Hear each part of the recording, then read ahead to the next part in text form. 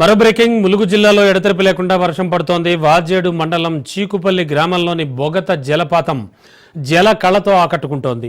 3 రోజులుగా ఎడతెరిపి లేకుండా కురుస్తున్న వర్షాలకు ఎగువ నుంచి భారీగా వరద నీరు వస్తోంది. దీంతో బొగత జలపాతం ఉప్పొంగి ప్రవహిస్తోంది. కొండలు, కోనలు, వాగులు, వంకలు దాటుకుని వస్తోన్న నీళ్లు పాల నురగల జలధారలు ఉవ్వెత్తున ఎగిసిపడుతున్నాయి. భారీ వర్షాల కారణంగా బొగత జలపాతం సందర్శనను అధికారులు నిలిపివేశారు.